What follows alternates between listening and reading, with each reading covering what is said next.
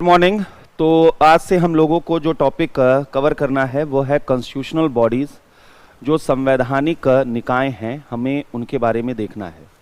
तो संवैधानिक निकायों में कॉन्स्टिट्यूशनल बॉडी में जो पहले हम लोगों को देखना है वो इलेक्शन कमीशन ऑफ इंडिया के बारे में देखना है। यानी भारत का जो निर्वाचन आयोग है, ईसीआई है, और ये बड़ा मुद्दा में चल भी रहा है तो ये मालूम भी होना चाहिए। तो इलेक्शन कमीशन ऑफ इंडिया के बारे में हम लोग देखेंगे और ईच एंड एवरीथिंग, यानी यहाँ से रिलेटेड हर एक चीज़, क्योंकि ये सबसे इम्पॉर्टेंट टॉपिक में से एक है। तो यहाँ पे पहले हम लोग ये देखेंगे कि जो इलेक्टोरल प्रोसीजर हमारे यहाँ होता है, यानी चुनाव की प्रक्रिया, चुनावी प्रक्रिया जो है, इलेक्टोरल जो प्रोसीजर है उनके बारे में यहाँ पर हम देखेंगे। क्यों चल नहीं रहा है?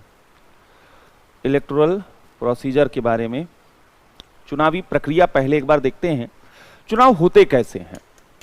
सुनते हैं हम कि चुनाव जो है वह डिक्लेयर किया गया, फिर उसके बाद पॉलिटिकल पार्टीज रजिस्टर्ड होती हैं, उसके बाद नॉमिनेशन हो रहा है, इलेक्शन कैंपेन हो रहा है, सबके लिए रूल रेगुलेशन बने हुए हैं। तो एक एक चीज़ पहले हमें समझना है। कोई भी चुनाव अगर किसी भी केंद्र में या स्टेट में कहीं भी अगर होना है तो पहले एक नोटिफिकेशन इशू किया जाता है कि भाई इस स्टेट में चुनाव होने वाला है।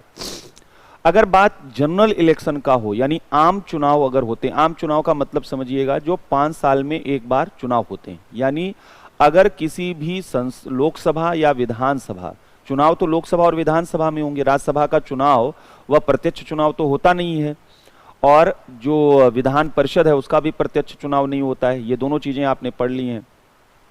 तो अगर कहीं पर भी डायरेक्ट जो इलेक्शन है लोकसभा और विधानसभा में, जो जनरल इलेक्शन होते हैं कि जहां पे लोकसभा ने अपने 5 साल का कार्यकाल खत्म कर लिया है, विधानसभा ने अपने 5 साल का कार्यकाल खत्म कर लिया है, 5 साल की अवधि के बाद वहां पर जनरल इलेक्शन के लिए नोटिफिकेशन इशू करना है। तो प्रेसिडेंट केंद्र में और राज्यों में राज्यपाल नोटिफिकेशन इशू करते हैं। और अगर कहीं बीच में कोई विधानसभा भंग हो गई या लोकसभा भंग हो गई और चुनाव कराना है तो चुनाव आयोग वहां पर नोटिफिकेशन इशू करता है। तो पहला जो सबसे इंपॉर्टेंट प्रोसेस है वह है नोटिफिकेशन ऑफ इलेक्शन, यानी चुनाव की अधिसूचना जो है वो जारी की जाती है, नोटिफिकेशन जारी किया जाता है। ये जो रिलीज किया जाता है नोटिफिकेशन, ये हमने जैसा बताया कि प्रेसिडेंट और गवर्नर जो हैं यहाँ पर इसको इशू करते हैं। जब बात जनरल इलेक्शन की हो, आम चुनाव की बात हो, जनरल इलेक्शन जब होता है तब वहां पर नोटिफिकेशन इशू किया जाता है प्रेसिडेंट और गवर्नर के थ्रू।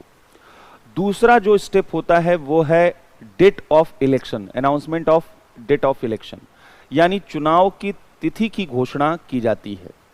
चुनाव की तिथि यानी कब कब चुनाव होगा, किन फेजेस में होगा, कितने फेजेस में होगा, ये सब जो है बताए जाते हैं।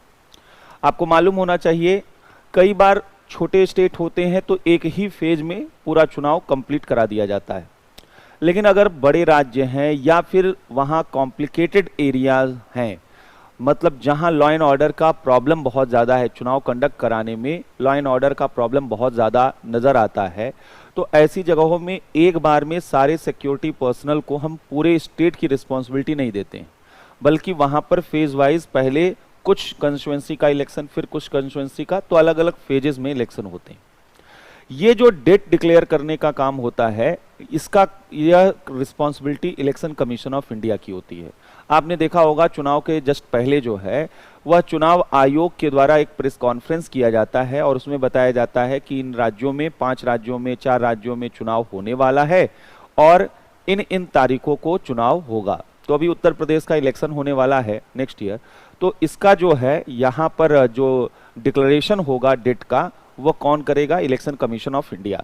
चुनाव की तिथि की घोषणा निर्वाचन आयोग द्वारा की जाती है।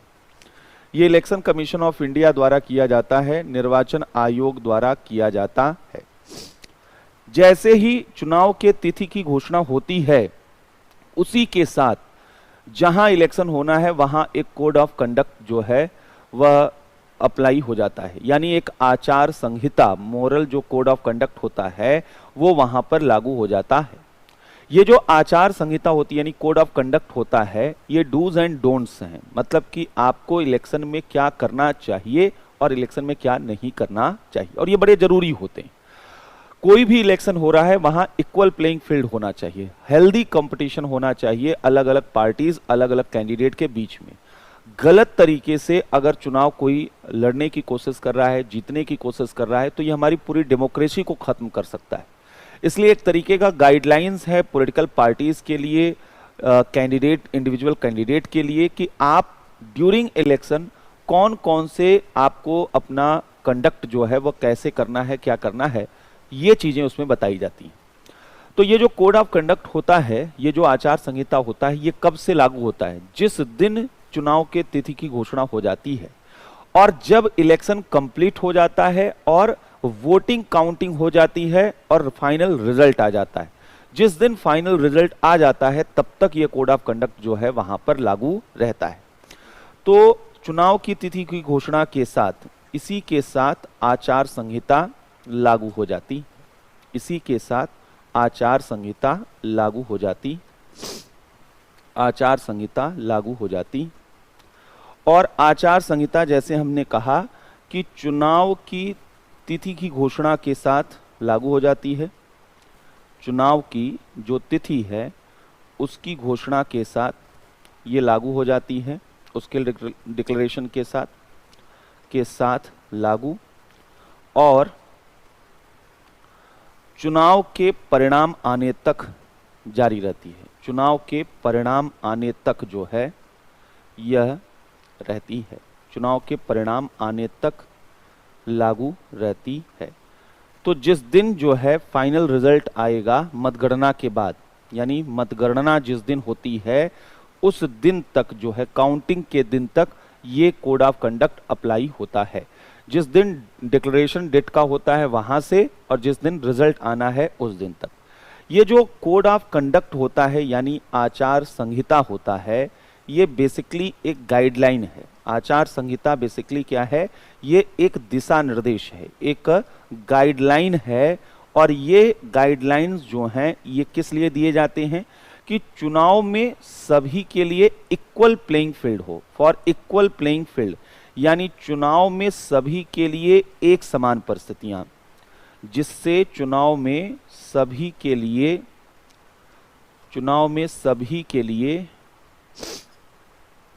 एक जैसी परिस्थितियां हो, एक जैसी परिस्थितियां हो, इसके लिए ये कोड ऑफ कंडक्ट यहां पर लागू किया जाता है। ये जो कोड ऑफ कंडक्ट होता है, ये आर्टिकल 324 अभी हम लोग पढ़ेंगे, जब इलेक्शन कमीशन ऑफ इंडिया के बारे में पढ़ेंगे तब वहां पर बताएंगे। तो इलेक्शन कमीशन ऑफ इंडिया को आर्टिकल 324 में जो पावर दिए गए हैं उनमें एक पावर है सुपरवाइजरी पावर, यानी अधीक्षण की शक्ति। तो यह supervisory jurisdiction of election commission of India के तहत आता है। ये जो कोड ऑफ कंडक्ट जारी किया जाता है ये उसके सुपरवाइजरी जो वहां पर पावर है, जुरिस्डिक्शन है, उसके अंडर ये पावर आता है कि वह कोड ऑफ कंडक्ट इशू करता है। तो यह चुनाव आयोग की, निर्वाचन आयोग की अधीक्षण की शक्ति के अधीन है। ये आचार संहिता जो है निर्वाचन आयोग की सुपरवाइजरी पावर जो है, अधीक्षण की शक्ति जो है, उस अधीक्षण की शक्ति के अधीन है। यह यहां पर समझना है। लेकिन इससे ज्यादा जरूरी चीज एक और समझिएगा, कोड ऑफ कंडक्ट कहीं पर भी कॉन्स्टिट्यूशन में मेंशन नहीं है, यानी वहां पर कहीं ये नहीं बोला गया है कि चुनाव आयोग आचार संहिता लागू करेगा। वहां तो केवल ये लिखा गया है कि इलेक्शन जो होंगे उनका supervision election commission of India करेगा। अब सुपरविजन का मतलब क्या है? तो उसका एक interpretation election commission of India ने ये निकाला कि इसका मतलब है कि हम जो है यहां पर वह मॉडल कोड ऑफ कंडक्ट जो है ला सकते हैं। इसलिए ये जो समझने वाली बात है कि कोड ऑफ कंडक्ट का कोई लीगल बैकअप नहीं है, यानी यहां पर कोई कानूनी प्रावधान नहीं है। तो जो गाइडलाइन चुनाव आयोग जारी करती है, चूंकि कोई लीगल यहां प्रोविजन नहीं है, तो यह बाइंडिंग इन नेचर नहीं होते। यानी अगर पॉलिटिकल पार्टी इनको फॉलो करती हैं तो ठीक है, अगर नहीं फॉलो करती हैं तो कोई ऐसा लीगल रेमेडी नहीं है, कोई ऐसा लीगल मेजर नहीं है जिसके थ्रू वहां पर इलेक्शन कमीशन ऑफ इंडिया कोई एक्शन ले सके। तो कोई लीगल जो है यहां पर आचार संहिता का कोई वैधानिक प्रावधान नहीं है। तो code of conduct, model code of conduct जो है आचार संहिता का के संबंध में कोई वैधानिक प्रावधान नहीं है, कोई वैधानिक प्रावधान, कोई लीगल प्रोविजन नहीं है, कोई लीगल प्रोविजन नहीं है और इसलिए बाध्यकारी नहीं है। इसलिए ये क्या है, यह बाइंडिंग इन नेचर नहीं है, यह बाध्यकारी नहीं है, इसलिए बाइंडिंग नहीं है। पहली बार जब कोड ऑफ कंडक्ट की बात की गई थी तो इलेक्शन कमीशन ऑफ इंडिया ने 1960 में केरल असेंबली, केरल का स्टेट असेंबली का इलेक्शन होना था, तब मॉडल कोड ऑफ कंडक्ट वहां पर अप्लाई किया गया था। आगे चलकर 1962 का जो लोकसभा का जनरल इलेक्शन था वहां पर पहली बार लोकसभा के लिए model code of conduct apply किया गया था। तो पहली बार 1960 में ये देखा गया था, पहली बार 1960 में केरल विधानसभा के चुनावों में के इलेक्शन में आचार संहिता लागू किया गया था। पहली बार केरल असेंबली में आचार संहिता लागू किया गया था। पहली बार कहां लागू किया था? 1960 में केरल के स्टेट असेंबली के इलेक्शन में किया गया था और 1962 में पहली बार, और 1962 में पहली बार लोकसभा के आम चुनाव में, जनरल इलेक्शन ऑफ लोकसभा के आम चुनाव में, ये आम चुनाव में आचार संहिता लागू किया गया था, आचार संहिता लागू किया गया था। ये जो आचार संहिता होते हैं ये कैसे गाइडलाइंस हैं? आचार संहिता जो model of code of conduct है, मतलब इसमें होता क्या है? कुछ फेमस हम लोग बात करते हैं, क्या क्या बोला जाता है कि क्या करना चाहिए पॉलिटिकल पार्टीज को, क्या नहीं करना चाहिए। तो आचार संहिता में पहला जो देखा जाता है कि एक तो जो सभी पॉलिटिकल पार्टीज के लिए इशू किए जाते हैं, सभी राजनीतिक दलों के लिए यहां पर जो है वो कुछ ऐसे गाइडलाइंस होते हैं जो फॉर ऑल पॉलिटिकल पार्टीज हैं, सभी को ये फॉलो करना चाहिए। क्या क्या फॉलो करना चाहिए? जैसे कि कास्ट और रिलीजन बेस्ड इलेक्टोरल कैंपेनिंग नहीं करना चाहिए, जाति व धर्म के आधार पर, जाति और धर्म के आधार पर चुनावी अपील न करना, कि आप जो है ये अपील नहीं कर सकते हैं जाति और धर्म के आधार पर। दूसरा, एक दूसरे पर, एक पॉलिटिकल पार्टी दूसरे पॉलिटिकल पार्टी पर फॉल्स एलिगेशन नहीं लगाएगी।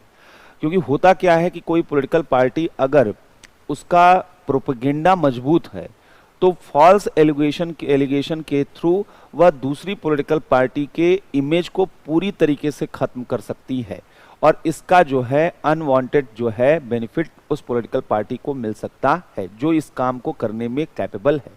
फॉल्स एलिगेशन नहीं होना चाहिए, सही एलिगेशन वहां पर लगाइए। तो यह यहां पर बोला गया है झूठे आरोप न करना, न लगाना। तीसरा, करप्ट इलेक्टोरल जो है प्रैक्टिसेस न करना। करप्ट इलेक्टोरल प्रैक्टिसेस क्या है? आप रिश्वत दे रहे हैं, आप शराब बांट रहे हैं, आप कपड़े बांट रहे हैं। ये वोट जो है खरीदने की चीज नहीं है, वोट को बाई नहीं करना है, यानी नोट के बदले वोट नहीं होना चाहिए। यहां पर आप हेल्दी तरीके से इशू के आधार पर आपको चुनाव लड़ना चाहिए। तो भ्रष्ट आचरण का प्रयोग न करना, यानी करप्ट प्रैक्टिसेस का यूज न करना। इलेक्शन के ड्यूरिंग इलेक्शन जो है वह करप्ट प्रैक्टिसेस इस्तेमाल न करना। अगर कोई इलेक्टोरल इलेक्शन से रिलेटेड कोई मीटिंग हो रही है तो पहले आप पुलिस को इन्फॉर्म करेंगे। कहीं भी आप कोई बैठक नहीं शुरू कर देंगे। आपको कोई भी जो है वहां पर प्रचार वगैरह करना है, पुलिस को इन्फॉर्म करके करना होगा, क्योंकि ये लॉ एंड ऑर्डर से जुड़ा हुआ मुद्दा रहता है। दूसरा, जो पोलिंग बूथ होता है, जिस दिन चुनाव होता है उस दिन के लिए भी मॉडल कोड ऑफ कंडक्ट उस दिन भी लागू रहता है। तो मतदान केंद्र पर आप पॉलिटिकल पार्टी का नेम, आप उसका इलेक्टोरल सिंबल, वो या कैंडिडेट का नाम, आप इसको यूज नहीं कर सकते, वो कहीं दिखना नहीं चाहिए आपके ऊपर, क्योंकि वो भी एक तरीके का इन्फ्लुएंस करने का, परसुएट करने का एक तरीका होता है वोटर्स को। तो आपको ये ध्यान रखना होगा कि पॉलिटिकल पार्टी का, कैंडिडेट का और इलेक्टोरल जो सिंबल है पॉलिटिकल पार्टी का, वो कहीं यूज नहीं होना चाहिए, कहीं दिखना नहीं चाहिए। तो ये कुछ कुछ चीजें यहां पर जो हम लोग बात कर रहे थे कि जो सभी पॉलिटिकल पार्टीज के लिए होता है। दूसरा यहां पर होता है कि फॉर रूलिंग पार्टीज एक अलग से जो है निर्देश जारी किया जाता है सत्ताधारी दल के लिए। जो रूलिंग पार्टी है उसके लिए कोड ऑफ कंडक्ट अलग ही तरीके का होता है, और ये प्रैक्टिस 1977 से ये शुरू किया गया था। इलेक्शन कमीशन ऑफ इंडिया ने 1977 से शुरू किया। इसका वजह यह था कि जब इंदिरा जी आई तो उनके ऊपर बड़ा आरोप लगा कि उन्होंने पूरा जो है इलेक्शन हाईजैक कर लिया था, और जो गवर्न, चूंकि वो सत्ता में थी, सरकार में थी, 1971 में उनका भारी बहुमत से वो सरकार में आई।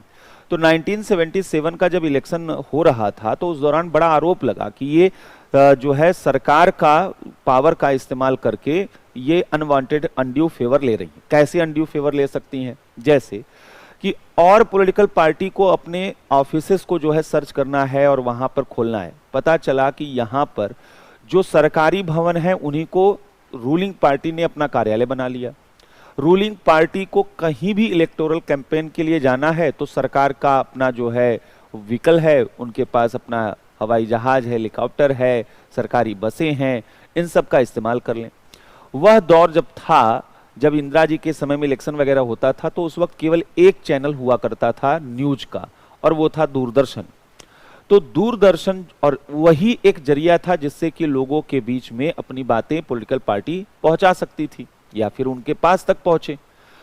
तो वहां पर यह देखा जाता था कि पूरा जो दूरदर्शन था वो सरकारी चैनल के, आज भी सरकारी चैनल के नाम से जाना जाता है, कि वहां पर वह गवर्नमेंट का ही प्रमोशन होता था, उसके ही जो है विज्ञापन वहां पर दिखाई देते थे। अपोजिशन पार्टी का कोई स्पेस ही नहीं था।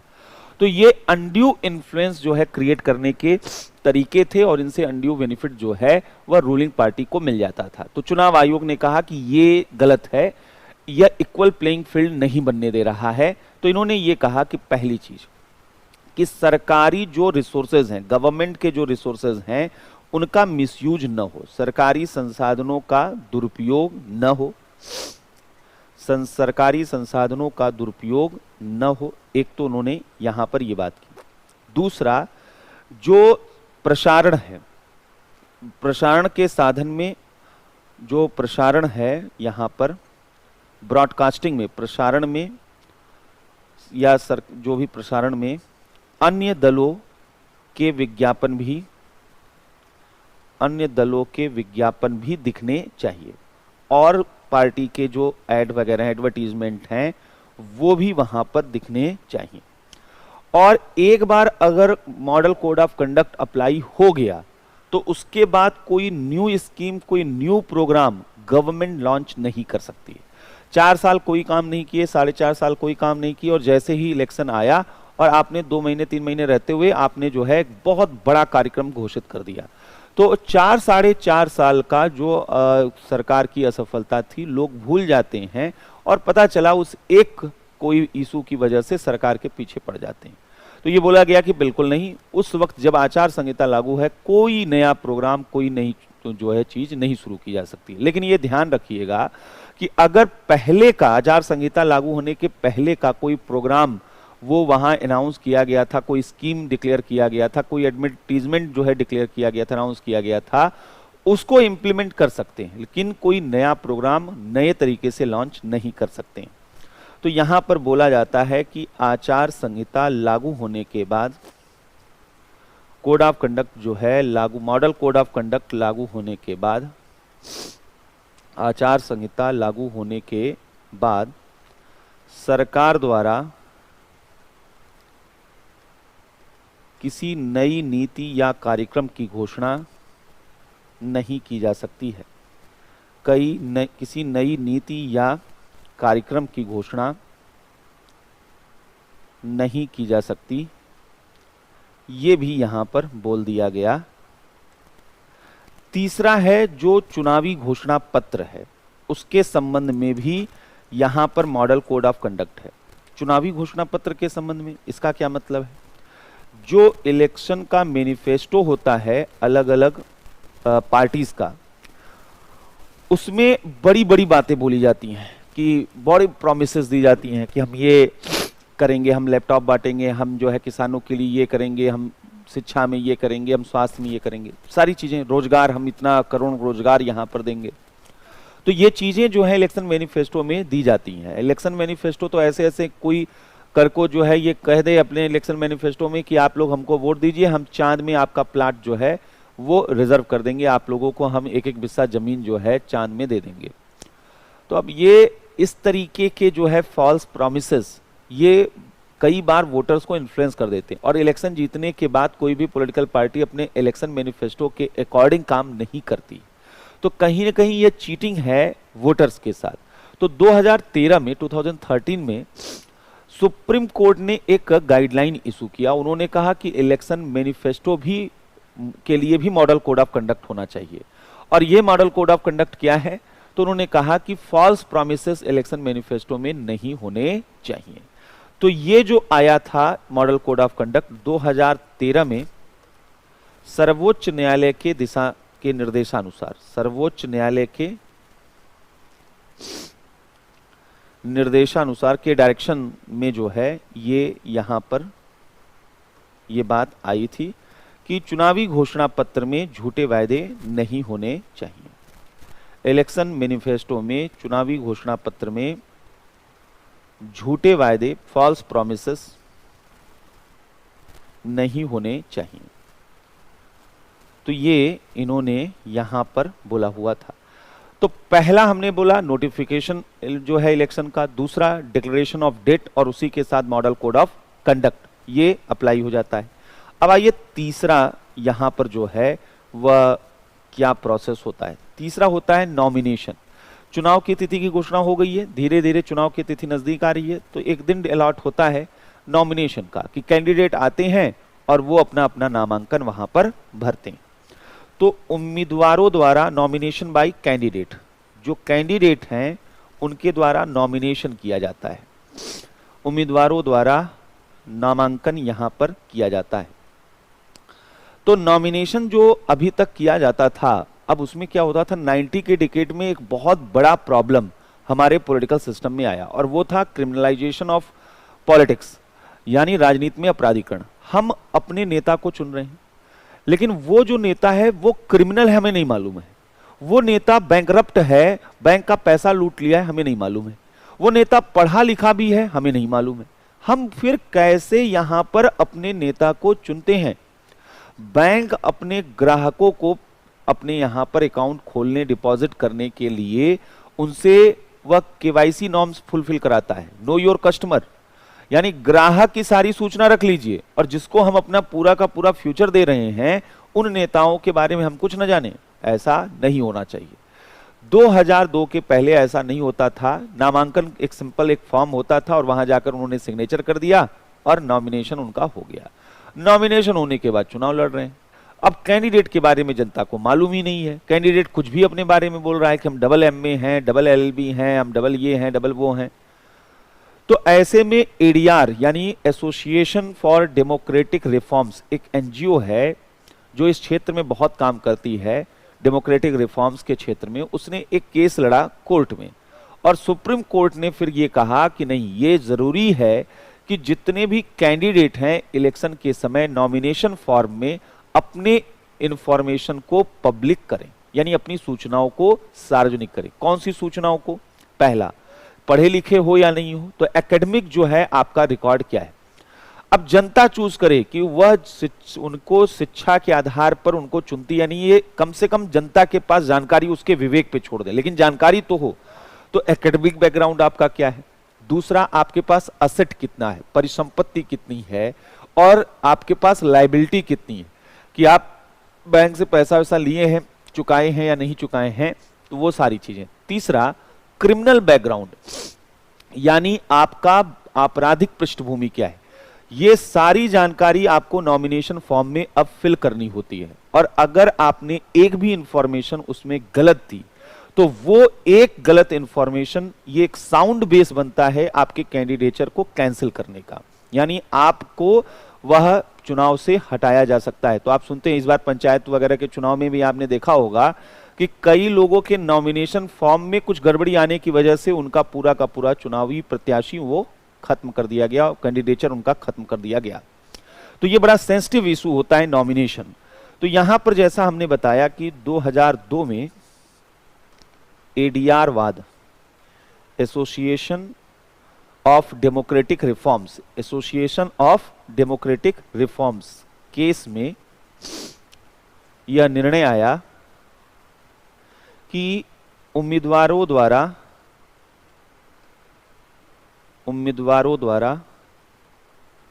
अपनी सूचनाओं को सार्वजनिक किया जाए, पब्लिक किया जाए, जिससे मतदाताओं के पास मतदाता बेहतर चयन कर सकें, जिससे मतदाता क्या कर सकें, बेहतर चयन कर सकें। वोटर्स जो हैं बेहतर चयन कर सकें, उनके पास जो है चयन करने की आजादी हो। तो ये यहां पे है। तो रिटर्निंग जो यहां पे नॉमिनेशन है, तो यहां कौन सी सूचनाएं दी जाती हैं, इंफॉर्मेशन कौन दिया जाता है? तो यहां इंफॉर्मेशन एजुकेशनल बैकग्राउंड का दिया जाता है, शैक्षिक पृष्ठभूमि इनको देना होता है। बाकी अपना नाम पता ये सब तो अलग चीज है ही, ये सब तो इंफॉर्मेशन रहता है। जो एडिशनल 2002 के बाद आई हैं चीजें, आपके असेट क्या हैं, आपके असेट जो हैं कितने हैं, परिसंपत्तियां जो हैं, असेट यहां पर। इसके साथ साथ लायबिलिटीज, देयता क्या है, लायबिलिटीज क्या है, और क्रिमिनल बैकग्राउंड क्या है, आपराधिक पृष्ठभूमि क्या है, यहां पर क्या है। ये नॉमिनेशन फॉर्म किसके सामने भरा जाता है? तो रिटर्निंग ऑफिसर, नामांकन जो है रिटर्निंग ऑफिसर के सामने जो है वह भरा जाता है। एक ऑफिसर होता है, उसका नाम रिटर्निंग ऑफिसर बोला जाता है फॉर दिस पर्टिकुलर पर्पस। ये नॉमिनेशन रिटर्निंग ऑफिसर के सामने जो है फिल किया जाता है। और ये जो रिटर्निंग ऑफिसर होता है बेसिकली एक एडमिनिस्ट्रेटिव ऑफिसर होता है, एक प्रशासनिक अधिकारी होता है।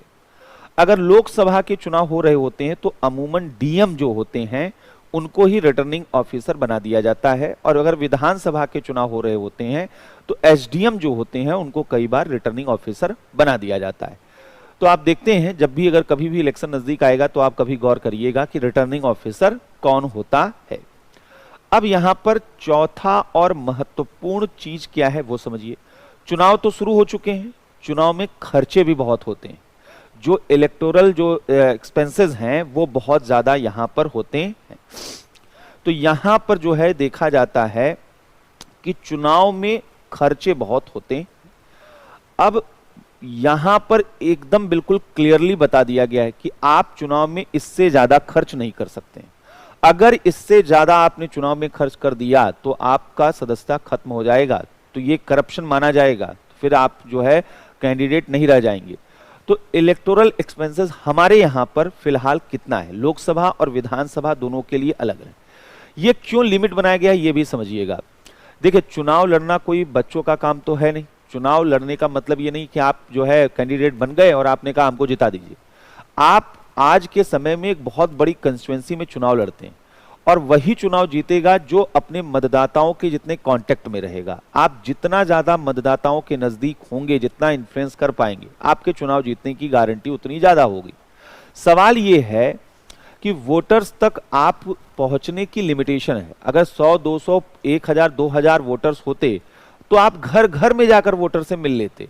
लेकिन जब लाखों की अगर कंस्टिट्यूएंसी है, लाखों का पॉपुलेशन है उस कंस्टिट्यूएंसी में, तो आप सोचिए क्या सभी लोगों से मुलाकात संभव है, सभी लोगों से वोट की अपील की जा सकती है? तब हम क्या करते हैं, तो हम रैलियां करते हैं, चुनावी सभाएं होती हैं। अब चुनावी अगर सभा होगी तो खर्चा होगा। जहां पर भी आप वो जो है अपना पोडियम लगाएंगे, जो इलेक्ट्रॉनिक सामान यूज करेंगे, वहां और व्यवस्था करेंगे, पैसा खर्च होगा। आप क्या करते हैं, सोशल मीडिया का इस्तेमाल करते हैं, तो सोशल मीडिया में भी जो है आपके जो लोग नियुक्त किए जाते हैं उनका भी पैसा वगैरह देना होता है। आप क्या करेंगे, आप जो है कार्यालय खोलेंगे जहां पर जो सक्रिय कार्यकर्ता हैं वो लगातार आते जाते रहें। वहां कार्यालय में कार्यालय खोलने का पैसा है, वहां पर थोड़ा बहुत चाय पानी समोसा उनका पैसा है। तो इलेक्शन में एक्सपेंसेस तो होने ही होने हैं, लेकिन अगर हमने कोई लिमिट नहीं बनाया तो जिनके पास जितना पैसा होगा वो उतना दिखेंगे, और जो जितना दिखेगा वो उतना बिकेगा। तो यहां पर जो सामान्य पृष्ठभूमि के लोग हैं लेकिन अच्छे उम्मीदवार हैं, वो कभी चुनाव जीत ही नहीं पाएंगे, क्योंकि पैसे वालों का ये चुनाव हो जाएगा। तो हमने एक अपर सीलिंग बना दी है कि भाई इससे ज्यादा आप पैसा नहीं खर्च कर सकते हैं। तो यहां पर यह चुनावी जो एक्सपेंडिचर है ये उम्मीदवारों के लिए है कि कोई भी उम्मीदवार है वह कितना एक्सपेंस कर सकता है, कितना खर्चा कर सकता है। अभी तक जो है लोकसभा में दो तरीके से खर्च किया था। बड़े जो कंस्टिट्यूएंसी यानी बड़े निर्वाचन क्षेत्र होते थे वहां 70 लाख जो है ये बोला जाता था, 70 लाख जो है, और जो छोटे स्टेट यहां पर रहते थे वो यहां पर माना जाता था 54। लेकिन अभी इनमें 10% का इंक्रीमेंट कर दिया गया है, यानी अब जो है यहां पर 70 लाख से 77 लाख रुपए बड़े निर्वाचन क्षेत्रों में कर दिया गया है, और 54 लाख जो था वो 60 लाख रुपए वह बड़े निर्वाचन क्षेत्रों में कर दिया गया, छोटे निर्वाचन क्षेत्रों के लिए कर दिया गया है। इसी तरीके से विधानसभा जो है, विधानसभा का जो यहां पर था वहां पर पहले जो है ये देखा जाता था 28 लाख रुपए जो है वहां पर खर्च किए जा सकते थे। अब इसको बढ़ाकर 30.8 लाख रुपीस जो है कर दिया गया है कि इतना आप बड़े विधानसभा में कर सकते हैं, और 22 लाख रुपया जो है छोटे विधानसभा में आप कर सकते हैं। ये चुनाव आयोग डिसाइड कर देता है, यानी अधिक से अधिक कितना पैसा आप खर्च कर सकते हैं चुनाव में। बड़े अगर लोकसभा है 77 लाख रुपए, इससे ज्यादा आप चुनाव में यह खर्च नहीं कर सकते हैं। लेकिन आप खुद जानते हैं कि लोकसभा में अगर चुनाव हो रहा है, इतना खर्चा जितना हम बता रहे इतना तो आजकल पंचायतों के चुनाव में हो जा रहा है। यहां पर जो है करोड़ों रुपए खर्च हो रहे हैं, ये सभी लोग जानते हैं, सरकार भी जानती है, मीडिया भी जानती है, आम आदमी भी जानती है। अब आप सोचिए कि अगर कोई उम्मीदवार 5 करोड़ रुपए खर्च कर रहा हो चुनाव में, इमेजिन कीजिए, और 5 करोड़ अगर खर्च कर रहा है तो वो 100 कितना करेगा। मजबूरी है कि उसे 77 लाख ही 100 करना है। अगर इससे ज्यादा 100 कर दिया तब तो कैंडिडेचर ही खत्म हो जाएगा वहां पर। अब यहां पर जो है सबसे बड़ा जो महत्वपूर्ण मुद्दा यहां पर है कि अगर ऐसा प्रॉब्लम आ रहा है तो कैंडिडेट क्या करते हैं, वो अपना जो एक्स्ट्रा खर्च होता है वो छुपा लेते हैं। जो छुपाया हुआ पैसा है उसी को ब्लैक मनी कहते हैं। यही कारण है कि चुनाव में काले धन का बड़ा इस्तेमाल होता है, यानी 77 लाख रुपए के ऊपर वो कोई चीज शो नहीं करेंगे, जो चीज शो नहीं की जाती है वो ब्लैक मनी होती है। 77 लाख रुपए के ऊपर जितना पैसा ये खर्च करते हैं वो सब ब्लैक मनी होता है। इसलिए आज काले धन का अगर सबसे बड़ा सेंटर कोई है तो वह चुनाव है। चुनाव काले धन का सबसे बड़ा केंद्र बन चुका है, और इसीलिए चुनावी सुधार, इलेक्टोरल रिफॉर्म, ये नीड ऑफ द आवर है। अगर ये सुधार नहीं हुआ तो काले धन की समस्या का तो कोई समाधान निकलने वाला नहीं है। अब एक और चीज समझिएगा, चुनावों के दौरान उम्मीदवार तो खर्च करते ही करते हैं, जो पॉलिटिकल पार्टी हैं उनके पास भी पैसा आता है, और पॉलिटिकल पार्टी भी वह चुनाव में पैसा खर्च करते हैं। सवाल यह है कि पॉलिटिकल पार्टी कुछ करती तो है नहीं, बिजनेस तो नहीं करती है, तो उनके पास पैसा कहां से आता है। तो पॉलिटिकल पार्टी के पास पैसा, वह कोई भी ऐसा व्यक्ति जो डोनेट करना चाहे वो वहां पर पॉलिटिकल पार्टी में डोनेट कर सकता है। बड़े बड़े बिजनेसमैन ये यहां पर डोनेट करते हैं, और इंडिविजुअल भी कई बार जो है कोई राजनीतिक दल जो है, जैसे आम आदमी पार्टी ने जब अपनी शुरुआत की तो उसने कहा कि भाई हमारे पास कॉर्पोरेट से जो है पैसा वगैरह नहीं आता, फंडिंग वगैरह नहीं आता है, तो हम जनता पे ही निर्भर हैं, हम जनता से अपील करते हैं कि आप हमको डोनेट कीजिए। तो लोगों ने खुलकर वहां पर डोनेट किया। अलग अलग पार्टी के पास फंडिंग के अलग अलग तरीके। तो यहां पर पांचवा और सबसे महत्वपूर्ण चीज जो है वो है राजनीतिक दलों की फंडिंग। राजनीतिक दलों के पास जो फंडिंग होती है वो कैसे होता है? राजनीतिक दलों की फंडिंग कैसे होती है? पहला जो है, इनकी जो फंडिंग होती है बेसिकली ये फंडिंग एक कानून के जरिए होती है जिसका नाम है फॉरेन कंट्रीब्यूशन रेगुलेशन एक्ट। ये जो है यहां पर फॉरेन जो है फॉरेन कंट्रीब्यूशन रेगुलेशन एक्ट, इसको आप FCRA के नाम से जानते हैं, बड़ा चर्चा में रहता है। अब अगर अखबारों में दिखेगा तो आप इसको आसानी से समझ जाएंगे। तो फॉरेन जो कंट्रीब्यूशन रेगुलेशन एक्ट है, इसके बारे में क्या है कि यहां पर पहली चीज तो ये समझिए कि राजनीतिक दलों को चंदा कोई भी दे सकता है, घर से भी लोग दे सकते हैं, बाहर से भी दे सकते हैं, लेकिन विदेशी जो है संस्था से चंदा नहीं लिया जा सकता है। कोई फॉरेन इंस्टीट्यूशंस है, विदेशी संस्था से चंदा यानी डोनेशन नहीं लिया जा सकता है, पहली चीज। हाँ, NRI जो होते हैं उनको अनुमति दी गई है। बाहर रहने वाले हैं भारत के, लेकिन भारत के बाहर रहते हैं, तो NRI को अनुमति दी गई है, वो लोग यहां पर डोनेट कर सकते हैं। तो एक तो इन लोगों से कई पॉलिटिकल पार्टी को चंदा आता है। दूसरा है एनानिमस जो सोर्सेज हैं वहां से डोनेशन आता है, यानी गोपनीय स्रोत से चंदा यहां पर आता है। गोपनीय स्रोत से चंदा का मतलब क्या है कि जैसे आप पैसा देना चाहते हैं तो आप दे सकते हैं, हम आप सभी लोग किसी भी पॉलिटिकल पार्टी को चंदा देना चाहे दे सकते हैं। लेकिन पहले क्या था कि नियम ये कहता था कि 20,000 रुपए से अगर कम आपको चंदा देना है, 20,000 से अधिक चंदा अगर मैं किसी पॉलिटिकल पार्टी को चंदा देना चाहता हूं, फंड डोनेट करना चाहता हूं, तो मुझे तो जिस पॉलिटिकल पार्टी को मैंने दिया है हम उसको कैश में पैसा नहीं दे सकते थे। यहां पर गोपनीय स्रोत से जो चंदा आता है वह नगद के रूप में यानी कैश के रूप में आता है, क्योंकि अगर आप चेक के थ्रू पैसा दे रहे हैं तब तो आपका पूरा बैंक डिटेल आ गया, तब तो आपने किसने पैसा आपको दिया, कितना दिया, ये सब पता चल जाता है, क्योंकि चेक के माध्यम से आप देंगे, अकाउंट के माध्यम से। तो कैश के रूप में जो चंदा आता है उसको हम गोपनीय रूप में कहते हैं। तो पहले नियम था कि 20,000 से कम अगर चंदा आ रहा है तो कैश के रूप में 20,000 से कम दिया जा सकता है। अगर 20,000 से ज्यादा कोई अगर डोनेट करना चाहता है तो कैश से नहीं दे सकता है, उसको चेक से ही देना होगा। तो क्या होता था कि कई लोग तो पॉलिटिकल पार्टी को ब्लैक मनी के जरिए पैसा देते हैं, काला धन वाला पैसा देते हैं अपना, तो उनके लिए समस्या हो गई, क्योंकि अगर वो जो है पॉलिटिकल पार्टी को चेक से पैसा दिए तो उनका ब्लैक मनी एक्सपोज हो जाएगा, तो वो कैश से पैसा देते थे। तो देखा ये जाता था करोड़ों रुपया देना है तो वो करोड़ों रुपया कैसे देते थे, 15-15 हजार रुपए का, एक बार 15,000 फिर 15-15 हजार के बंडल के रूप में वो पैसा देते थे। इससे भी ब्लैक मनी बहुत बढ़ता था। तो अभी एक नया कंसेप्ट लाया गया जिसे इलेक्टोरल बॉन्ड कहा गया है। इस इलेक्टोरल बॉन्ड में कहा गया है कि अगर आपको 2,000 से ऊपर जो है पैसा देना है तो आप क्या कर सकते हैं कि आपको इलेक्टोरल बॉन्ड के जरिए ही पैसा आप दे सकते हैं। तो इसका मतलब आज जो है वह 2,000 रुपए से कम अगर आप कैश देना चाहते हैं 2,000 से कम दे सकते हैं, लेकिन 2,000 से ज्यादा आप कैश में नहीं दे सकते। और अब अगर पैसा देना है तो आपको इलेक्टोरल बॉन्ड के थ्रू पैसा देना होगा। तो ये इससे ट्रांसपेरेंसी थोड़ी सी आती है। इलेक्टोरल बॉन्ड क्या है, 2017 के बजट में ये शुरू किया गया। जैसे आपको किसी पॉलिटिकल पार्टी को पैसा देना है तो अब आपके पास क्या विकल्प है कि आपको जाना है किसी भी जो है बैंक के पास, एक ऑथराइज्ड बैंक के पास, और अभी फिलहाल वह ऑथराइज्ड बैंक SBI है।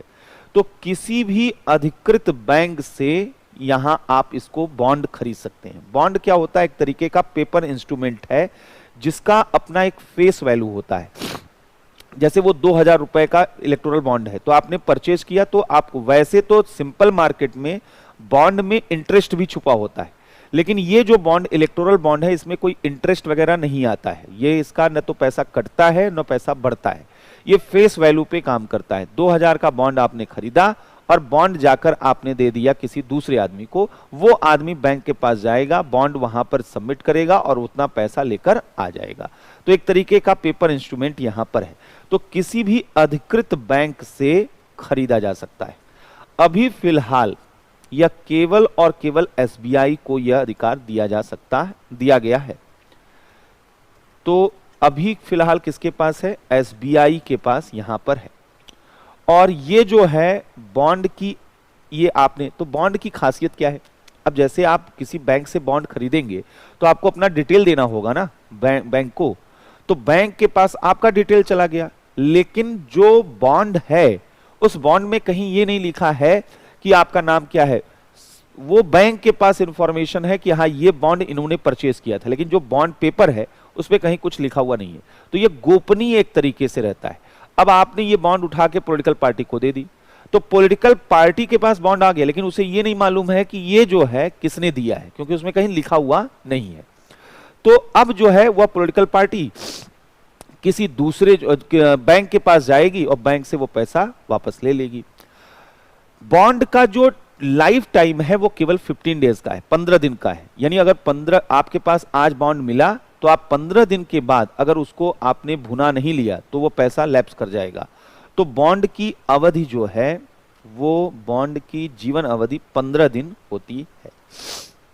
जीवन अवधि जो है 15 दिन होती है। तो एक तो यहां पर ये समझना है, ये क्या है कि जो राजनीतिक दलों की फंडिंग होती है। अब आइए यहां पर जो छठी चीज है, ये तो हम यहां पर पांचवा राजनीतिक दलों की फंडिंग देख रहे थे। अब नजदीक आ गया इलेक्शन तो धीरे धीरे समझ में आ रहा है कि नॉमिनेशन हो गया है, चुनावी खर्चे बढ़ रहे हैं, राजनीतिक दलों के पास भी पैसा वगैरह आ रहा है।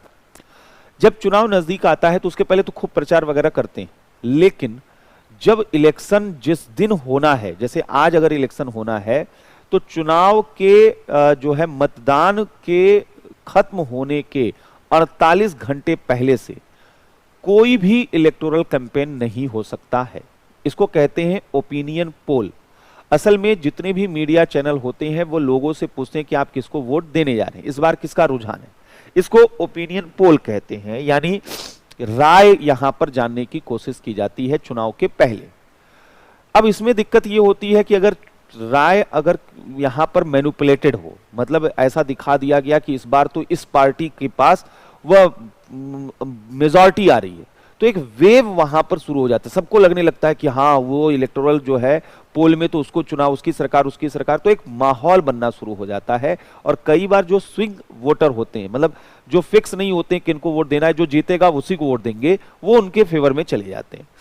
तो इसलिए लास्ट आवर में, लास्ट मोमेंट में लोगों का, वोटर्स का जो माइंडसेट है वो न बदला जा सके, मैनिपुलेट न किया जा सके, इसलिए ओपिनियन पोल तो वैसे पूरा बना रहता है, लेकिन चुनाव तिथि के मतदान के समय से लेकर 36 घंटे पहले तक, 36 घंटे पहले से लेकर चुनाव के 48 घंटे पहले से लेकर चुनाव के मतदान खत्म होने तक कोई ओपिनियन पोल नहीं जारी किया जा सकता है। तो एक होता है ओपिनियन पोल, और दूसरा होता है एग्जिट पोल। दो चीजें होती हैं, ओपिनियन पोल और एग्जिट पोल। ओपिनियन पोल का मतलब है चुनाव के पहले जनता की राय, बिफोर इलेक्शन। चुनाव के पहले मीडिया जो है, चुनाव के पहले जनता की राय जो है यहां पर ली जाती है, मतदाता की। तो ओपिनियन पोल पे हमने कहा है कि मतदान समाप्त होने के 48 घंटे पूर्व से ये प्रतिबंधित होता है, रिस्ट्रिक्टेड होता है, प्रोहिबिटेड होता है। जिस दिन मतदान समाप्त हो रहा है तो अंतिमार्ध तक, मतदान समाप्त होने के 48 घंटे पूर्व से ये प्रतिबंधित हो जाता है, जिससे कि मतदाताओं को इधर उधर बहकाया ना जा सके, तो ये प्रतिबंधित कर दिया जाता है। दूसरा एग्जिट पोल है। एग्जिट पोल का मतलब है कि मतदान करके आप बाहर निकल रहे हो, आपसे तुरंत पूछा जा रहा है कि अच्छा आपने किसको वोट दिया, किसको वोट दिया। तो ये मतदान के बाद जनता की राय होती है, मतदान के बाद यह जनता की राय होती है। लेकिन इसमें भी एक और बहुत महत्वपूर्ण चीज समझने वाली है। अगर चुनाव एक चरण में हो रहा है तो एग्जिट पोल आप दिखा सकते हैं, लेकिन अलग अलग चरणों में अगर चुनाव फेज होते हैं ना, 7 चरणों में चुनाव हुआ, अलग अलग चरणों में चुनाव हो रहे हैं, एक साथ नहीं हो रहे हैं, तो जो अंतिम फेज का चुनाव होगा उसके बाद जो आप बाहर निकलेंगे तब एग्जिट पोल शो किया जा सकता है। तो अगर जो है अधिक चरणों वाले चुनाव में, अधिक फेज वाले चुनाव में अंतिम चरण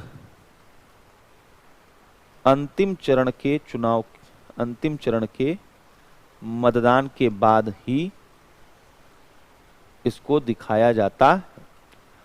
अब आइए वोटिंग भी देख लेते हैं। यहां 7वीं चीज समझते हैं वोटिंग के बारे में। मतदान जिस दिन आप करते हैं तो मतदान कैसे करते हैं?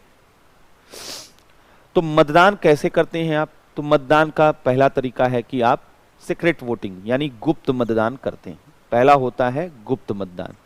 तो हम लोग जो मतदान देने जाते हैं वो कैसा होता है कि हम लोग गए और वहां ईवीएम रखा है और एक जगह जो है बॉक्स लगा हुआ है, कोई हमको देख न ले, और वहां पे हम, तो हमारा मतदान पवित्र मतदान, गुप्त मतदान होता है। हम किसी को बताएं या न बताएं ये हमारे ऊपर निर्भर करता है। आप बताना चाहें आप बता सकते हैं। कई बार इंटरव्यू में आपसे पूछ दिया जाता है कि अच्छा इस बार यूपी का इलेक्शन हुआ है तो आपने वोट दिया है? आप वहां पर दिखाते हैं कि सर बिल्कुल दिया है। तो उन्होंने पूछा किस पार्टी को दिया है? तो जवाब दोनों हो सकते हैं। आप बोल सकते हैं कि माफ कीजिएगा सर मैं ये बताना नहीं चाहूंगा, और चूंकि यह गोपनीय जो है गुप्त मतदान होता है और ये मेरा अधिकार है। तो वहां कई बार उनको बुरा नहीं लगता है, और अगर आप बताते भी हैं तो ये आपके ऊपर है, ये स्वैच्छिक है। तो गुप्त मतदान एक तो होता है। दूसरी चीज है कि जो मतदान होते हैं एक पोस्टल बैलेट के थ्रू होते हैं। ये आजकल जो है काफी चल रहा है। पोस्टल बैलेट जो है आपको मालूम होगा, जो सर्विसमैन होते हैं सेवाकर्मी, उनके लिए जो है सर्विस कर्मियों के लिए पोस्टल बैलेट होता है। अब भाई आप मान लीजिए अधिकारी हैं, आप जो है जम्मू कश्मीर में पोस्टेड हैं और आपका वोटिंग लिस्ट में नाम आपका उत्तर प्रदेश में है। अब वहां पर आप जो है छोड़कर केवल चुनाव के लिए यहां तो आएंगे नहीं, तब तो दोनों तरीके का घाटा है। तो वहीं, और आपका मतदान आपका संवैधानिक अधिकार है, उसके साथ कोई खिलवाड़ नहीं होना चाहिए। तो वहीं पर आपके सामने एक पोस्टल बैलेट रख दिया जाएगा, आप अपना वोट दे देते हैं। तो कभी भी आप देखिए जब चुनाव की मतगणना होती है तो शुरुआती दौर में पोस्टल बैलेट ही खुलता है। पोस्टल बैलेट खुलने के बाद तब ईवीएम शुरू होता है। तो आजकल क्या होता है, ईवीएम के जरिए जो है वह चुनाव होते हैं। ये ईवीएम का पहली बार जो है इलेक्ट्रॉनिक वोटिंग मशीन का पहली बार इस्तेमाल 2004 के लोकसभा में हुआ था। हालांकि 1998 से कई राज्यों में चल रहा है, लेकिन उन 2004 के लोकसभा आम चुनाव में वह यहां पर लोकसभा के अगर पॉइंट ऑफ व्यू से कहें तो पहली बार हुआ था। ये ईवीएम का यहां पर देखा गया था। फिर एक और चीज यहीं पर जाननी जरूरी है जिसे हम कहते हैं वीवीपीएटी। वीवीपीएटी का मतलब क्या है? Voter verification paper audit trial. Voter verification paper audit trial. तो एक ये भी बड़ा मायने रखता है। तो ये क्या है, वीवीपीएटी क्या है, अभी पूरी तरीके से इस्तेमाल में नहीं आ रहा है। ईवीएम में मैनिपुलेशन का, हैकिंग का, तमाम तरीके का आरोप पिछले कई सालों से लग रहा है और ये कोई नई बात नहीं है। 2009 में जब कांग्रेस की सरकार बनी थी तो उस वक्त लाल कृष्ण आडवाणी जी ने भी ईवीएम के ऊपर सवाल खड़े किए थे। तो पहले जब बीजेपी अपोजिशन में थी तो उसने सवाल किए, तो तब कांग्रेस कहा करती थी कि ईवीएम बिल्कुल अभेद्य है। 2014 में जब यहां पर सरकार बदली तो उस वक्त तो सरकार कांग्रेस की थी, तो कांग्रेस 2014 के में ये तो नहीं बोल सकती थी कि हमने अपनी ईवीएम में गड़बड़ी कर दी और हम चुनाव हार गए। लेकिन 2019 तक आते आते ईवीएम सबसे बड़ा मुद्दा हो गया कि चुनाव में हेरफेर हो रहा है और यहां पर ईवीएम में गड़बड़ी के जरिए सरकार जीत रही है। तो वहां पर एक मुद्दा आया कि जब ईवीएम में, उसका आरोप क्या लगा कि ईवीएम में किसी को भी वोट दे रहे हैं, वोट किसी एक पर्टिकुलर पार्टी के पास जा रहा है। तो ईवीएम के साथ वीवीपीएटी अटैच करने का निर्देश चुनाव आयोग, सर्वोच्च न्यायालय ने दिया। इससे क्या फायदा होता है कि जब आप ईवीएम में जाते हैं और आपने एक बटन प्रेस किया तो उसी वक्त एक मशीन से एक कागज, एक रिसीट निकलता है, उसमें लिखा होता है कि किस पॉलिटिकल पार्टी को आपका वोट गया है। तो आप उससे क्या है वेरीफाई कर सकते हैं। अगर किसी दूसरी पार्टी को चला गया है तो आप वहां पर जो है ऑब्जेक्शन दर्ज करा सकते हैं और अपना वोट कैंसिल करा के नया वोट दे सकते हैं। तो एक चीज तो यहां पर यह समझना था। तो ये था पूरा का पूरा इलेक्टोरल प्रोसेस जो है वो हम थोड़ा सा ब्रीफ में आपको बता रहे थे, ये जानना जरूरी था। अब हम लोग यहां से इलेक्शन कमीशन ऑफ इंडिया के बारे में वह समझ सकते हैं कि निर्वाचन आयोग क्या है, कैसे है, क्या उसका कंपोजिशन है, ये सारी चीजें। तो निर्वाचन आयोग जो है ये हमारा संविधान में जो है निर्वाचन आयोग के बारे में आर्टिकल 324 में इलेक्शन कमीशन ऑफ इंडिया के बारे में बात की गई है। आर्टिकल 324 ये कहता है कि प्रेसिडेंट का इलेक्शन हो, वाइस प्रेसिडेंट का इलेक्शन हो, पार्लियामेंट का इलेक्शन हो, स्टेट लेजिस्लेचर का इलेक्शन हो, उसका जो है संचालन वो कौन करेगा, इलेक्शन कमीशन ऑफ इंडिया वहां पर करेगा। फिर इसी में आर्टिकल 324 में बताया गया है कि इलेक्शन कमीशन में एक चीफ इलेक्शन कमिश्नर और अदर कमिश्नर अपॉइंट किए जा सकते हैं, जैसा प्रेसिडेंट सही समझे। यानी राष्ट्रपति को यह अधिकार है कि वह मुख्य निर्वाचन आयुक्त और अन्य आयुक्तों की नियुक्ति कर सकता है। लेकिन हमारे यहां लंबे समय तक वह चुनाव आयोग सिंगल मेंबर बॉडी बना रहा, यानी केवल एक मुख्य निर्वाचन आयुक्त हुआ करते थे, कोई अन्य आयुक्त नहीं हुआ करते थे। माना जाता था कि इससे अकाउंटेबिलिटी इंश्योर नहीं हो पाती है, यानी कि जो भी हमारे निर्वाचन आयुक्त हैं वो निर्वाचन आयुक्त अगर गलत निकल गए तो कोई चेक एंड बैलेंस करने वाला वहां पर नहीं होगा, ऐसा आरोप लगता था। 1990 तक आते आते हमारे यहां चुनाव बहुत बड़ा विवादास्पद मुद्दा बन गया, और बनता भी क्यों नहीं, क्योंकि बूथ कैप्चरिंग की घटनाएं होनी शुरू हो गई और चुनाव आयोग बिल्कुल कमजोर, असहाय, निष्क्रिय दिखाई देता था। चुनाव आयोग में जो निर्वाचन आयुक्त की नियुक्ति की जाती थी, अमूमन वह व्यक्ति जो है सरकार का कोई पसंदीदा व्यक्ति होता था जिसको वो नियुक्त करते थे। तो सरकार को लेकर एक फेवरिज्म भी वहां पर देखा जाता था और चुनाव आयोग बिल्कुल असहाय वहां पर दिखाई देता था। ऐसे में वीपी सिंह सरकार जब आई तो उन्होंने एक सदस्यीय चुनाव आयोग को 3 सदस्यीय बना दिया, लेकिन 1990 में फिर से जो 3 सदस्यीय चुनाव आयोग था उसको 1 सदस्यीय फिर बना दिया गया। इस बीच 1990 में जो सबसे बड़ी घटना घटी वो ये थी कि टीएन शेषन नाम के एक शख्सियत थे और भारतीय लोकतंत्र उनका बहुत बड़ा कर्जदार है, क्योंकि उन्होंने एक बहुत बड़ी समस्या हमारे यहां सॉल्व की। तो टीएन शेषन साहब जो हैं वो चुनाव आयुक्त बने और उन्होंने तो आर्टिकल 324 का इंटरप्रिटेशन ही अलग तरीके से कर डाला, और उसके बाद से तो ये एक अलग तरीके की चीज यहां पर हो गई। तो ये क्या है, थोड़ा इस चीज को भी हम लोग यहां पर समझते हैं। तो 324 कहता क्या है और इन्होंने क्या इसका इंटरप्रिटेशन निकाला था, ये समझना बहुत जरूरी है। देखिए क्या लिखा हुआ है, द सुपरिंटेंडेंस, डायरेक्शन एंड कंट्रोल। 3 चीजें हैं, सुपरिंटेंडेंस यानी नियंत्रण, डायरेक्शन यानी निर्देश और कंट्रोल यानी नियंत्रण। अधीक्षण, निर्देश और नियंत्रण of the preparation of the electoral rolls, निर्वाचक नामावली, for and the conduct of all elections to parliament and to the legislature of every state and of election to the offices of president and vice president held under this constitution shall be vested in a commission referred to in this constitution as the election commission। अब एक चीज समझिए, ये जो 3 शब्द हैं, ये 3 शब्द कितने मायने के रखते थे ये और लोगों को मालूम नहीं था। इसका इंटरप्रिटेशन अगर सही तरीके से किसी ने किया तो वह टीएन शेषन ने किया। जैसे सुपरिंटेंडेंस, यही सुपरवाइजरी पावर जिसको हम कहते हैं, अधीक्षण की शक्ति। तो सुपरिंटेंडेंस का मतलब उन्होंने निकाला कि भाई यहां पर जो है हम चुनाव के दौरान मॉडल कोड ऑफ कंडक्ट को लागू कराने के लिए हर एक संभव काम कर सकते हैं। डायरेक्शन, डायरेक्शन का मतलब उन्होंने निकाला कि चुनाव सही, फ्री एंड फेयर इलेक्शन हो, इसके लिए हम सरकारों को निर्देश दे सकते हैं कि आपको क्या करना और क्या नहीं करना चाहिए। और कंट्रोल, चुनाव हम चलाएंगे, चुनाव संचालन हमारा अधिकार है। तो चुनाव के समय इस जिले में कौन अधिकारी होगा, उस जिले में कौन अधिकारी होगा, ये निर्वाचन आयोग ने अपनी व्याख्या खुद की और सर्वोच्च न्यायालय ने इसको सहमति भी दी। टीएन शेषन के बाद यह देखा गया कि किसी भी राज्य में जब चुनाव होता था तो वहां के जितने भी सरकारी अधिकारी होते थे उनको या तो वहां पर जो है हटा दिया जाता था, किसी छोटे काम में लगा दिया जाता था, और चुनाव आयोग टीएन शेषन वह उस राज्य के सबसे योग्य ऑनेस्ट जो ऑफिसर होते थे, ब्यूरोक्रेट होते थे, जिनके ऊपर कहीं का कोई दाग नहीं लगा होता था, उनकी एक लिस्ट निकालते थे और उन लोगों को उन जिलों की जिम्मेदारी दे दी जाती थी, वहां के डीएम के रूप में, वहां के एसपी के रूप में, और तब चुनाव कराए जाते थे। इससे क्या हुआ कि पूरा का पूरा चुनाव जो है उसका चेहरा ही बदल गया। वो जो वहां पर फेवरिज्म होता था, वो जो अपराधियों का दबदबा चलता था, ये ईमानदार कर्मठ अधिकारियों ने पूरे चुनाव को इस तरीके से व्यवस्थित किया कि लोकसभा और विधानसभा के चुनाव में जहां पॉलिटिकल मर्डर होते थे, जहां वायलेंस बड़े स्तर पर, दंगे बहुत बड़े स्तर पर होते थे, सब खत्म हो गए और हिंसा मुक्त होकर अब यह स्वतंत्र निष्पक्ष चुनाव होने लगे।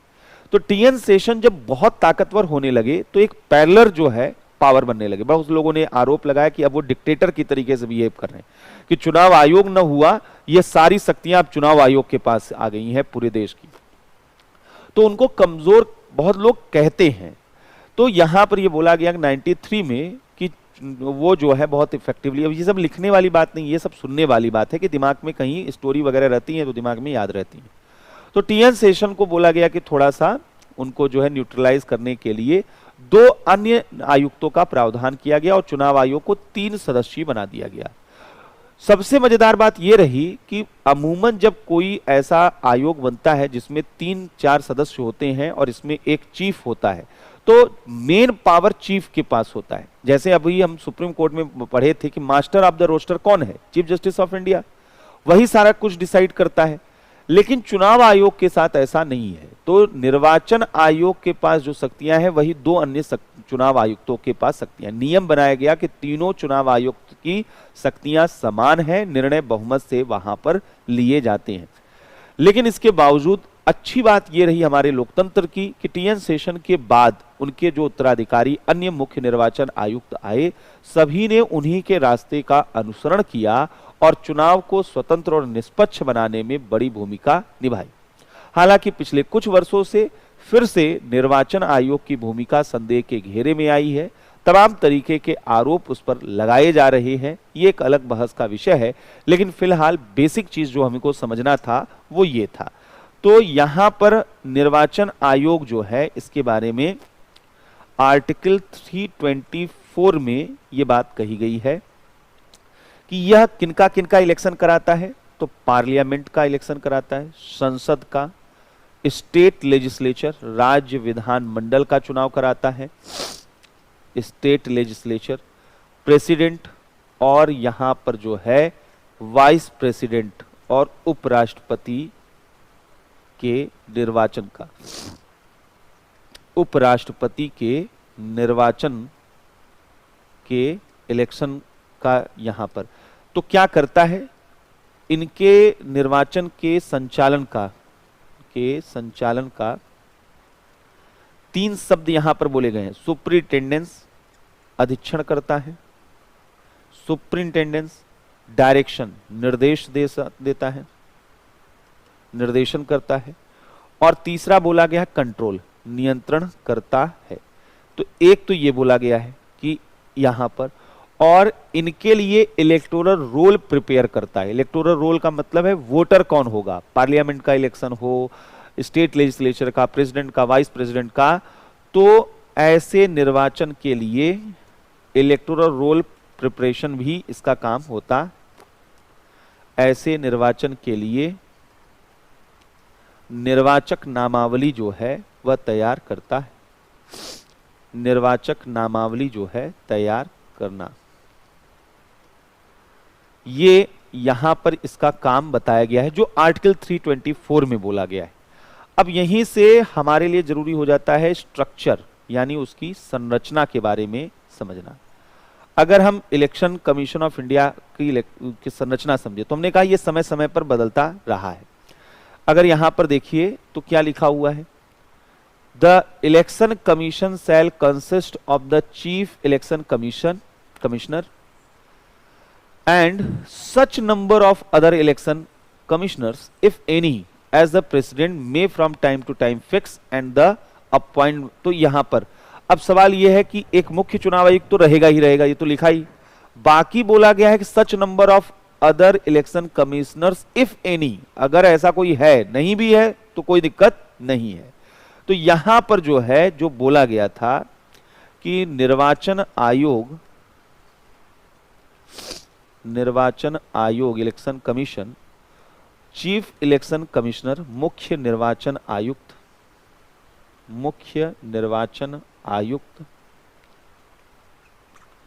और अन्य निर्वाचन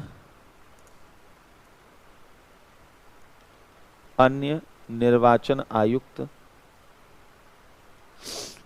और अदर इलेक्शन कमिश्नर से मिलकर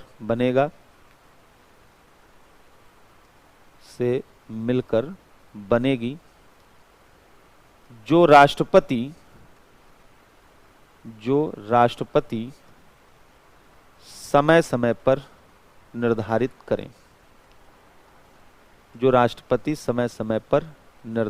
करें, तो ये तो सिंपल बोला गया है कि प्रेसिडेंट जो टाइम टू टाइम फिक्स करे, तो एक chief election commissioner and other election commissioner इनसे मिलकर बनेगा, लेकिन ये फिक्स नहीं है यहां पर।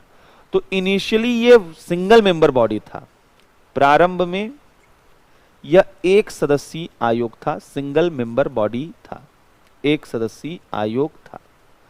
1989 में इसे 3 मेंबर बॉडी बना दिया गया, 1989 में इसे 3 सदस्यीय बनाया गया, 3 मेंबर बॉडी बनाया गया।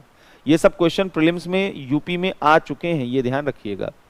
1989 में इसे 3 मेंबर बॉडी बनाया गया और 1990 में फिर से ये सिंगल मेंबर बॉडी हो गया, में पुनः सिंगल मेंबर बॉडी, एक सदस्यीय आयोग यहां पर बन गया।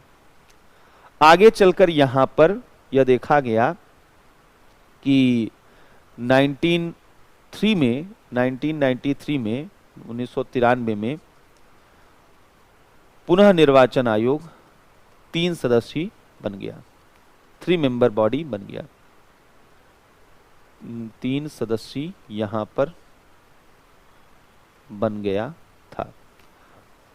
एक चीज यहां जो समझने वाली चीज है कि ये अभी यही स्थिति है, 3 मेंबर बॉडी है, यहां तीनों सदस्यों को शक्तियां समान है, तीनों आयुक्तों की शक्तियां, तीनों जो कमिश्नर हैं उनके पावर सेम है, इक्वल हैं, इक्वल पावर है यहां पर, तो अलग अलग नहीं है, यह ध्यान रखने वाली बात है। अब सवाल यहां पर है अपॉइंटमेंट कैसे किया जाता है, इनकी नियुक्ति कैसे की जाती है, यह एक बड़ा इंपॉर्टेंट सवाल यहां पर है।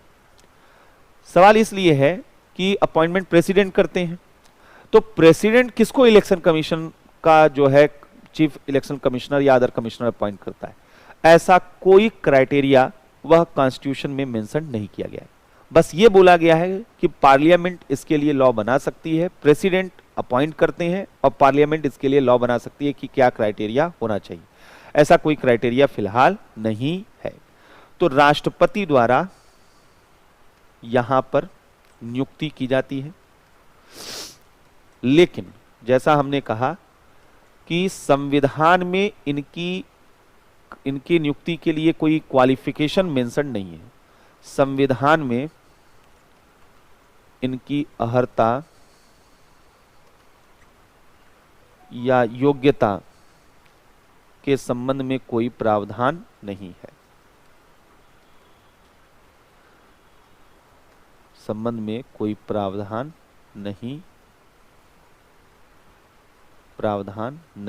है, तो ये ध्यान रखने वाली चीज है। फिर अगला जो यहां पर हमारे लिए इंपॉर्टेंट है, इनका टर्म ऑफ ऑफिस क्या है, कब तक ये अपना पदभार संभाल सकते हैं।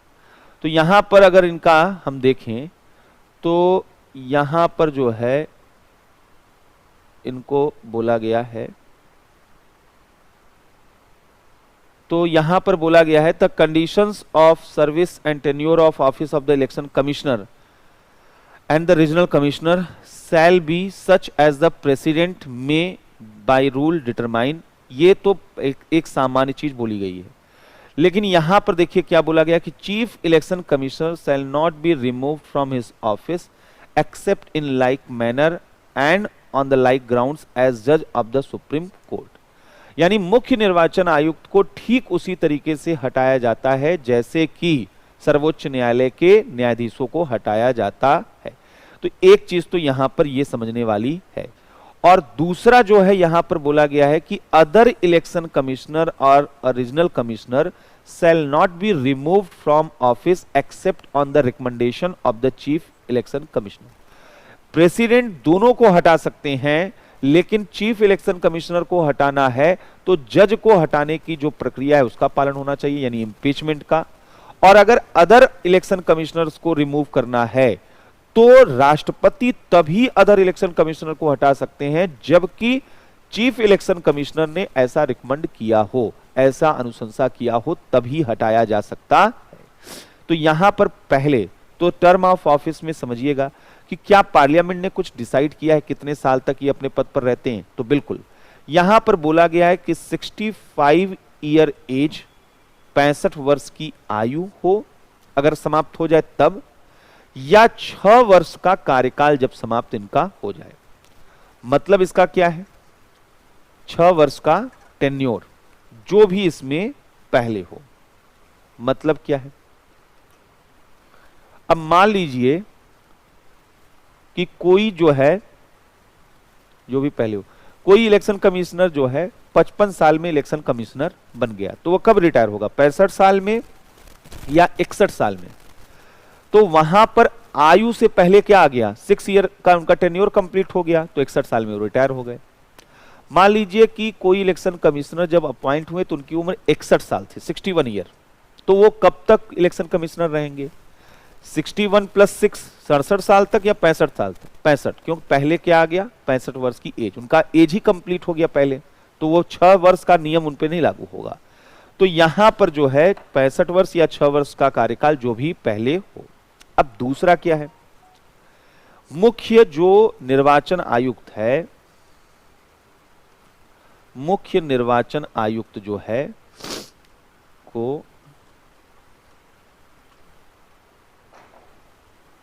को सर्वोच्च न्यायालय के न्यायाधीशों की भांति पदमुक्त किया जा सकता है। सर्वोच्च न्यायालय के न्यायाधीशों की भांति पदमुक्त किया जा सकता है, रिमूव किया जा सकता है। Same procedure, same ground, same सारी चीजें। मतलब सर्वोच्च न्यायालय के मुख्य न्यायाधीश 2 आधार पर हटाए जाते हैं, प्रूवन मिसबिहेव और इनकैपेसिटी, वही इनके ऊपर भी लागू होता है। अन्य निर्वाचन आयुक्त, अदर इलेक्शन कमिश्नर, अन्य निर्वाचन आयुक्त और प्रादेशिक आयुक्त, रीजनल कमिश्नर और प्रादेशिक आयुक्त को राष्ट्रपति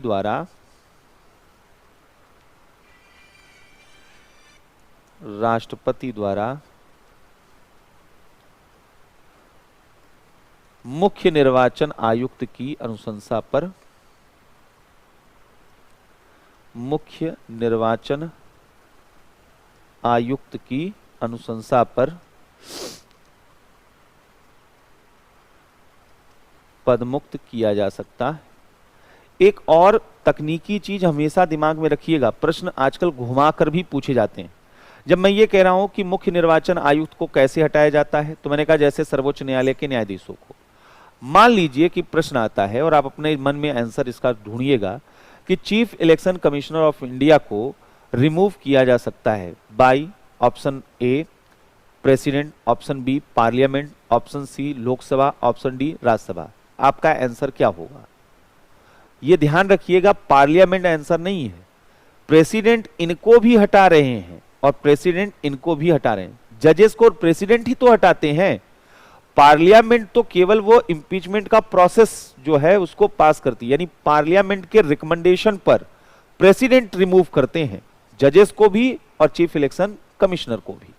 अदर इलेक्शन और चीफ इलेक्शन कमिश्नर में अंतर बस इतना है कि चीफ इलेक्शन कमिश्नर और जो रीजनल कमिश्नर है इनको प्रेसिडेंट हटा सकते हैं, कोई आधार वगैरह की जरूरत नहीं है, कोई ग्राउंड वगैरह, कोई प्रोसीजर वगैरह नहीं है, सिंपल चीफ इलेक्शन कमिश्नर बोल दे भैया इनको हटा दीजिए, तुरंत हटाया जा सकता है।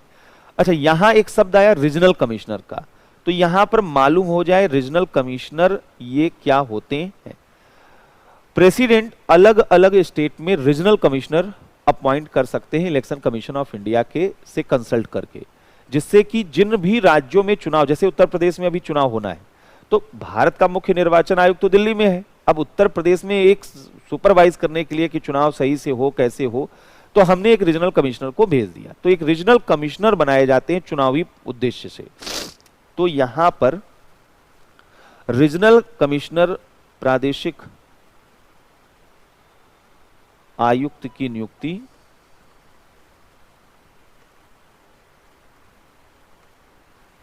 राष्ट्रपति द्वारा की जाती है निर्वाचन आयोग से परामर्श के बाद। निर्वाचन आयोग से परामर्श के बाद यहां पर किया जाता। दूसरा क्या है, ये काम क्या करता है, यह निर्वाचन आयोग को सहायता करता है, सहायता के लिए होता है। तो यहां पर एक तो ये भी समझना था कि रीजनल कमिश्नर होते कौन है। अब आइए इलेक्शन कमीशन ऑफ इंडिया का फंक्शन और पावर समझते हैं। निर्वाचन आयोग की शक्तियां, निर्वाचन आयोग की शक्तियां यहां पर क्या है, तो इनमें एक एक करके पहले हमें समझना होगा। पहला जो सबसे इंपॉर्टेंट इनका रोल होता है वह है इलेक्टोरल रोल प्रिपेयर करना, निर्वाचक नामावली तैयार करना, जो आपने पढ़ा भी है। निर्वाचक नामावली तैयार करना, तो निर्वाचक नामावली तैयार करना, तो यहां पर हमने कहा कि आर्टिकल 324 जो आपने देखा है उससे आप समझ गए होंगे कि यह किसके लिए निर्वाचक नामावली तैयार करते हैं। संसद के चुनाव के लिए, राज्य विधानमंडल के चुनाव के लिए, यहां पर राष्ट्रपति के चुनाव के लिए, उपराष्ट्रपति के चुनाव के लिए ये ऐसा करते।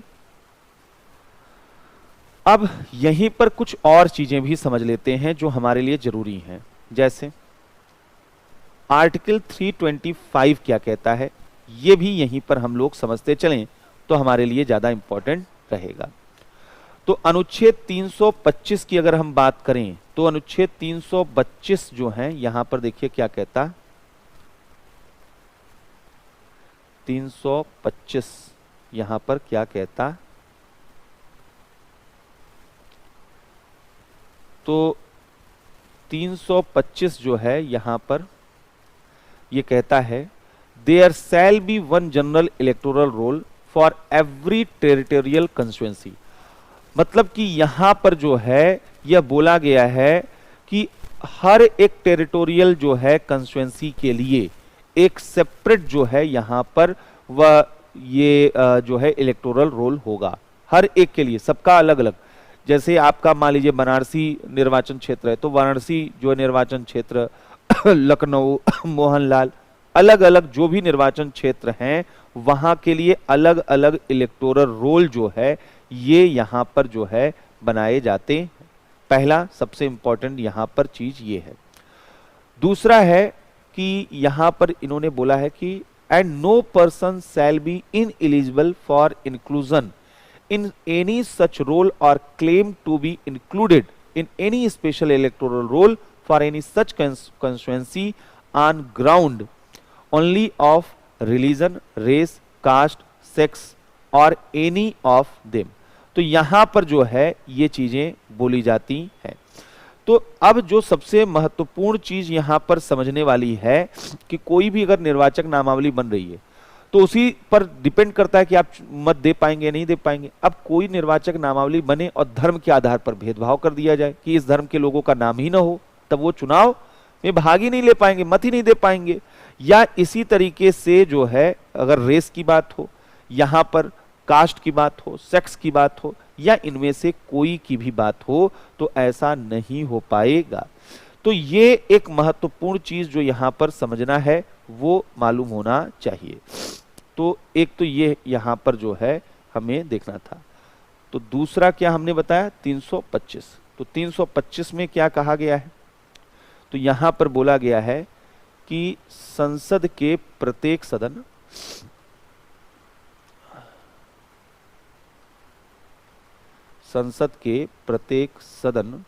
और राज्य विधान मंडल के लिए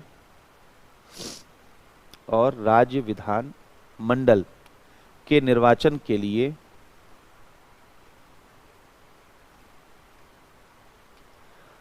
हर एक टेरिटोरियल कंस्टिट्यूएंसी, प्रत्येक प्रादेशिक निर्वाचन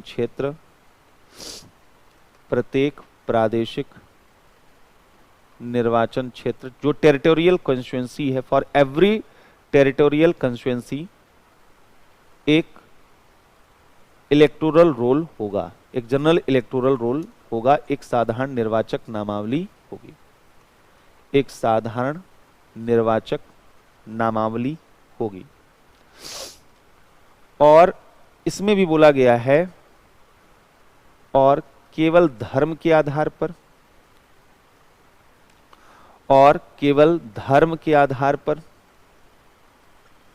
मूल वंश, जाति, लिंग, धर्म, मूल वंश,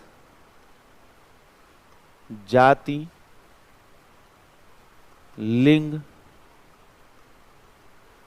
या इनमें से किसी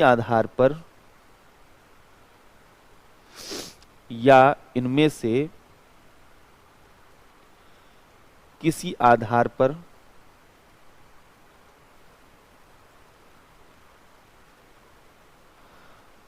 कोई व्यक्ति ऐसी किसी नामावली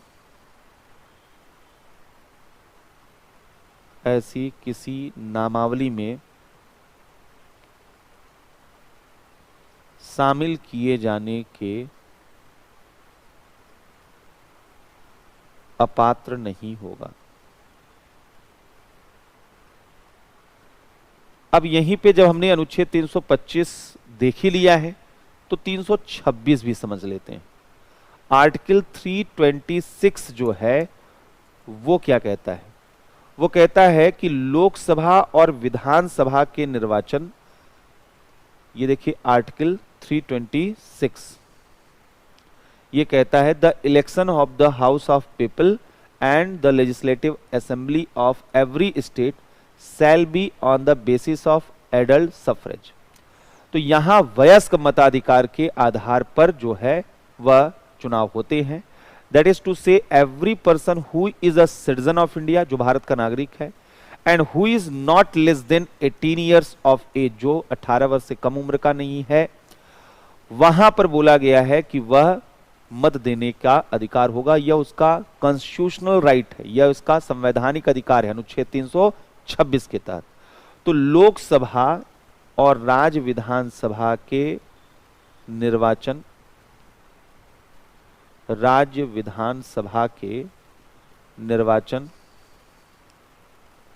वयस्क मताधिकार एडल्ट सफरेज के बेस पर होते हैं। वयस्क मताधिकार के आधार पर होते हैं और वर्ष की भारत का नागरिक हो, जो सिटीजन ऑफ इंडिया हो, उसी को मत देने का अधिकार है। और 18 वर्ष की आयु जो है, 18 वर्ष की आयु का तो भारत का नागरिक हो और 18 वर्ष की आयु का हो। तो यहां पर यह बोला गया है वह मत देने का योग्य है। दूसरा, यहां पर एक और चीज बोला गया है कि जो लोग कौन कौन मत दे सकते हैं, कौन नहीं दे सकते हैं। वह बोला गया है and is not otherwise disqualified under this constitution or any law made by the appropriate legislation on the ground of non residence के आधार पर आप जो है मत नहीं दे पाएंगे। अनसाउंडनेस ऑफ माइंड, विकृत अगर चित्त के हैं तो आप नहीं दे पाएंगे। क्राइम, अगर आप जेल में बंद हैं तो आप यहां पर नहीं दे पाएंगे। करप्ट इलीगल प्रैक्टिसेस में है तो आप मत नहीं दे पाएंगे, लेकिन इसके लिए कोई कानून होना चाहिए। तो non residence, unsoundness of mind, crime और करप्ट और इलीगल प्रैक्टिसेस के बेस पर भी वो आपको ऐसा रोका जा सकता है। तो या पर जो है ये बोला गया है कि संविधान या किसी विधि के अधीन, संविधान या किसी विधि के अधीन या किसी विधि के अधीन अनिवास, विकृचित, अनसाउंड माइंड, विकृचित, अपराध, भ्रष्ट या भ्रष्ट, करप्ट या इल्लीगल या अवैध आचरण के आधार पर निर्योग्य न हो।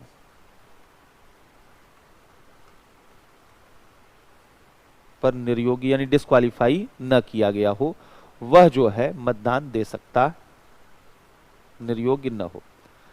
मतदान एक संवैधानिक अधिकार है। मत देने का अधिकार एक संवैधानिक अधिकार है, एक संवैधानिक कॉन्स्टिट्यूशनल राइट है, संवैधानिक अधिकार है।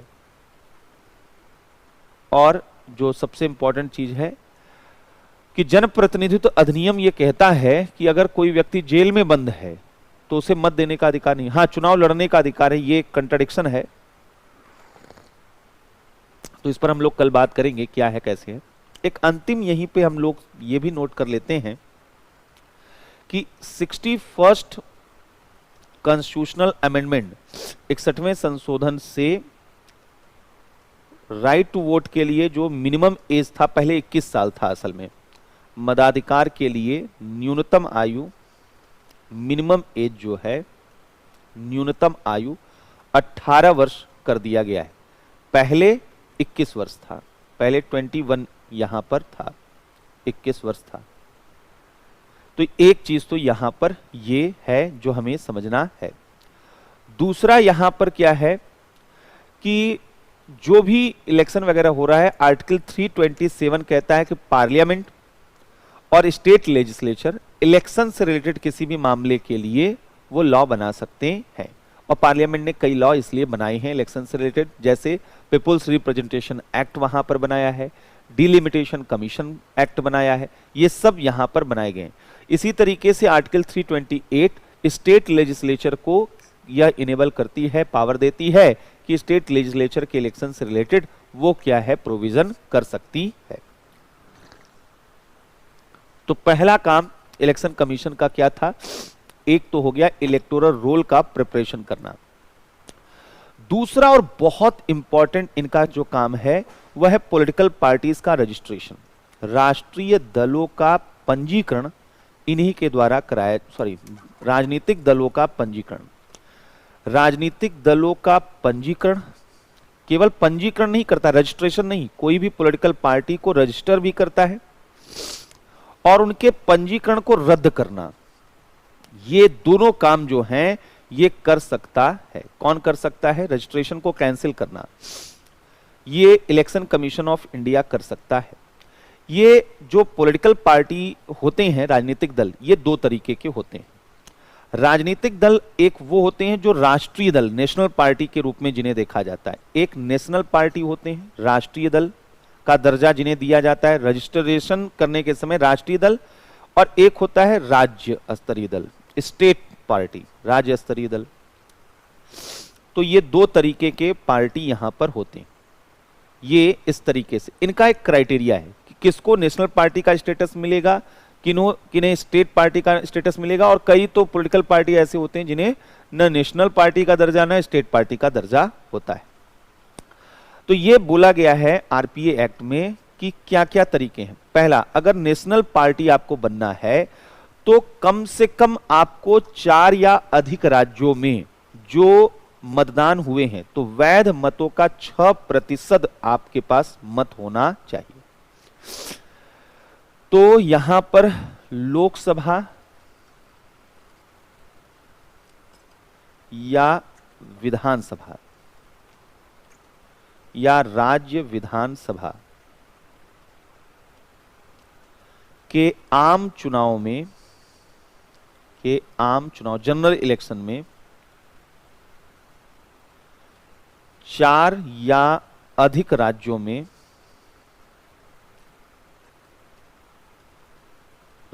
में कुल वैध मतों का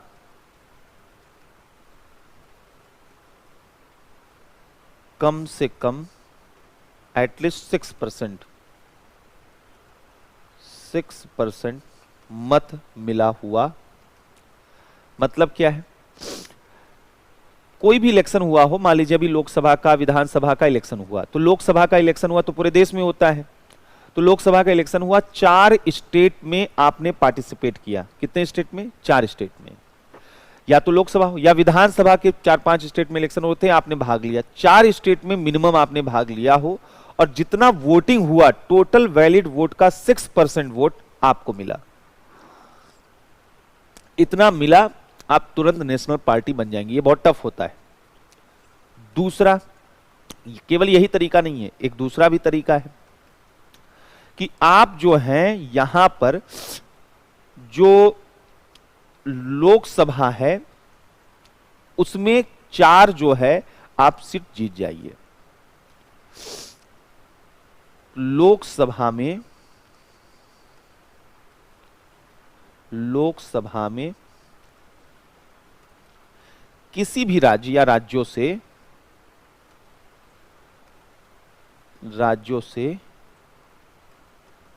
4 सीटें जो हैं वह प्राप्त कर लें, तो आप जो है नेशनल पार्टी के दावेदार हो सकते हैं। मतलब यहां पर एक तो 6% वोट आप मिले, और इसके साथ साथ अगर आप लोकसभा में किसी राज्य से या राज्यों से 4 सीटें प्राप्त कर लेते हैं तो भी आप क्या है, बन सकते हैं। या तीसरा तरीका है कि आप जो है लोकसभा में एटलीस्ट 2% सीट प्राप्त कर लें। जैसे 543 सीटें हैं, उनका 2% सीट आपको मिल जाए। तो यहां पर यह जो है लोकसभा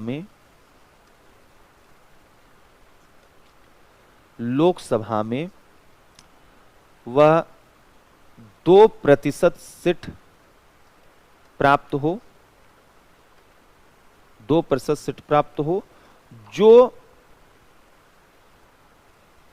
कम से कम 3 अलग अलग राज्यों से हो, 3 अलग अलग राज्यों से हो। ये जो सदस्य चुन के आ रहे हैं 3 अलग अलग राज्यों से हो। अगर ये क्राइटेरिया आप फुलफिल कर रहे हैं तो आप जो है नेशनल पार्टी बन जाएंगे। दूसरा क्या तरीका है, वो है स्टेट पार्टी। आपको स्टेटस मिलता है स्टेट पार्टी का। स्टेट पार्टी के लिए पहला क्राइटेरिया क्या है कि आप जो है राज्य के इलेक्शन में या लोकसभा के इलेक्शन में आपको 6% सीट मिला हो। तो यहां पर राज्य की विधानसभा, आम चुनाव में राज्य की जो है मतलब कि लोकसभा या विधानसभा के आम चुनाव में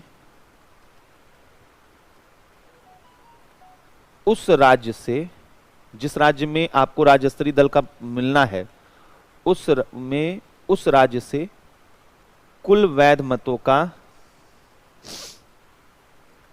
6% जो है आपको यहां पर मिला हो। दूसरा क्या है, और संबंधित राज्य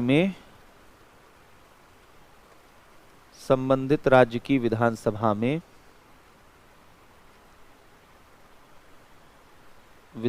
में 2 सीटें आपको मिली हों। और तीसरा जो है 3% सीट आपको राज्य विधानसभा में या कम से कम 3 सीट वहां पे जो भी अधिक हो तो ऐसे जो है वहां पर किया जा सकता, जो भी अधिक हो वहां पर आपको ये दिया जा सकता है। तो ये कैसे दिया जा सकता है, क्या किया जा सकता है, ये हम लोग एक बार देख रहे थे। अब इसके अलावा जो है यहां पर ये तो हो गया, यहां पर पार्टी जो है रजिस्टर्ड करना। तीसरा इनका काम क्या होता है, राजनीतिक दलों को चुनाव चिन्ह का आवंटन करना। ये कौन करता है, चुनाव आयोग।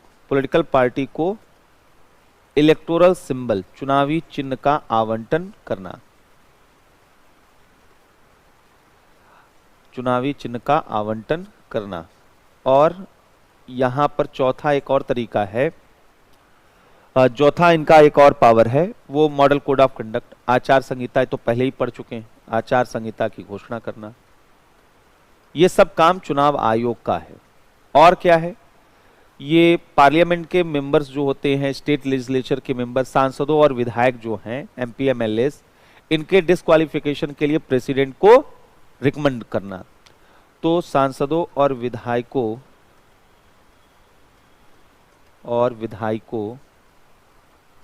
के डिस्क्वालिफिकेशन की निर्योग्यता के संबंध, डिस्क्वालिफिकेशन के संबंध में राष्ट्रपति को अनुशंसा करना। तो ये इलेक्शन कमीशन ऑफ इंडिया के काम है। अब इससे रिलेटेड कई मेंस से रिलेटेड क्वेश्चन है, कल उस पर हम लोग डिटेल में बात करेंगे कि क्या क्या क्वेश्चन आ सकते, कई क्वेश्चन यहां से आ सकते मेंस में। एक बार कल फिर से ये जो पॉलिटिकल पार्टी का रजिस्ट्रेशन वाला है क्राइटेरिया, एक बार और फिर से क्लियर कर देंगे, क्योंकि हो सकता है आपको थोड़ा बहुत कम समझ में आया हो। और उसका एक वजह यह है कि मैं खुद कुछ चीज़ें मिस कर रहा था, तो वो चीज़ें कल क्लियर कर दूंगा। पहले कल यहीं से स्टार्ट कर दूंगा, नेशनल पार्टी के रजिस्ट्रेशन के लिए और स्टेट पार्टी के रजिस्ट्रेशन के लिए क्या क्राइटेरिया है, और उसके साथ साथ मेंस रिलेटेड इलेक्शन से जितने क्वेश्चन बन सकते हैं वो सब कुछ हम लोग डिटेल में देख लेंगे। जब एक बार हम लोग इलेक्शन कमीशन ऑफ इंडिया देख लेंगे, फिर हम लोग कैग के बारे में देखेंगे, कैग, कंट्रोलर ऑडिटर जनरल, ये सब छोटे छोटे टॉपिक है, मतलब टॉपिक कोई बहुत बड़े नहीं। इलेक्शन कमीशन सबसे बड़ा टॉपिक होता है, बाकी के जितने भी टॉपिक है 15-20 मिनट के टॉपिक हैं, उसमें उतना ज़्यादा बनता नहीं है, लेकिन हम लोग एक बार उन सारी चीज़ों को देख लेंगे। तो कल मिलते हैं इसके आगे। Thank you.